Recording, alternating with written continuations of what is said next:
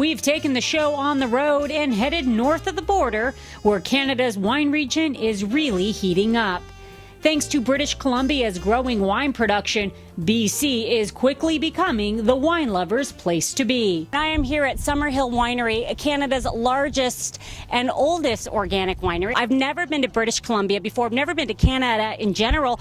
We're in an area called Kelowna. We're in the Okanagan Valley, and what you're looking at out here is the Okanagan Lake. It's really about making great tasting wine, and the bonus is it's organic.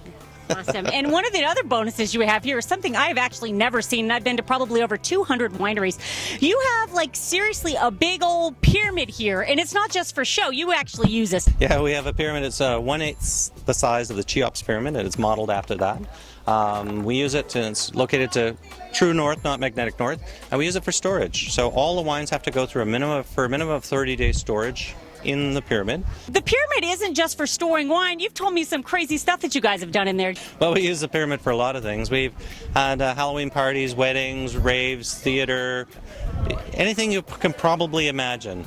Really? We don't want to use our imagination, Eric. Come on. And you said some rock stars were in there. I think anything could have happened. Anything can and does happen. So whatever happens in the pyramid stays in the pyramid. Too much partying in the pyramid? Anytime you drink wine or alcohol, make sure you have a teaspoon of honey. Moisture, when the bees cap it, it's acidic by sweet. nature. The benefit is that when you eat the honey and you're drinking wine, the honey will go into your system, into your liver, and it will cleanse, it will detox, and it neutralizes the wine. So is honey the hangover cure? It prevents the hangover.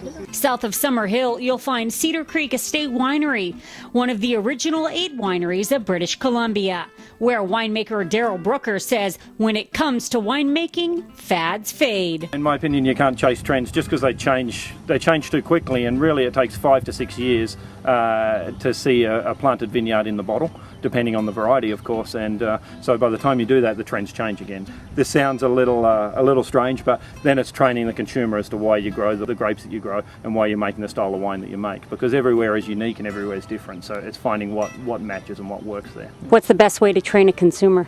Show them a great wine. 𝐿𝐮𝐬𝐫𝐿, which is unique to Germany. It's a cross between Silvaner and Riesling. It was brought across in the mid-70s from Germany, and they planted 𝐿𝐿𝐿 throughout the valley, more in the northern end of the valley, being an aromatic white wine.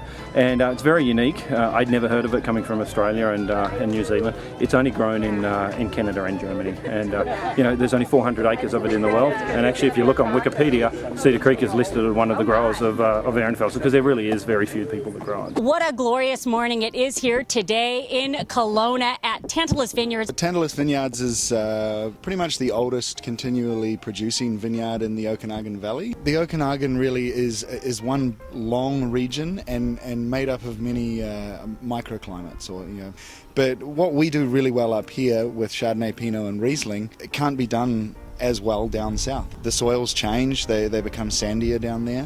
The wines don't retain that natural acidity.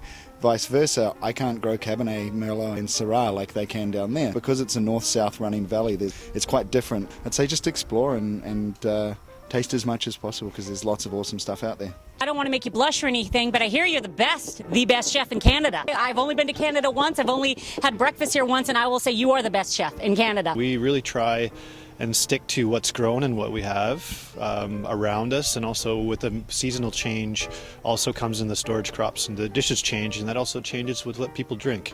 Is there a different sort of Canadian cheer? Skullet. Skullet. What does skullet mean? Basically, drain your glass and get another. Skullet. That is skullet. Drain your glass and get another. We're here in beautiful downtown Penticton. I'm with the man behind Hand of God Wine. It's a little bit windy, hey? What do you say, eh? This is the Hand of God. I love having God in the name for so many reasons, but it always creates conversation. I walked into my vineyard the first time and I looked at those 20,000-foot Andes Mountains. I truly physically felt something I have never felt before. That's part of the story, and it's a real part of the story, and I think winemaking involves the Hand of God. When you say Hand of God to someone who loves soccer, they immediately smile and they say, I get it. Diego Maradona, 1986, when Argentina won the World Cup.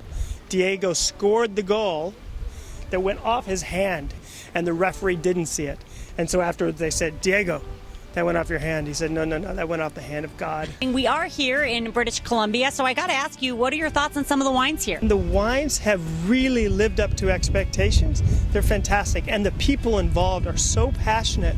I absolutely have to tell people, come and visit, and I will be coming back. Yeah, well, cheers to coming back to British Columbia. From your mouth to God's ears to the hand of God, I'm not sure.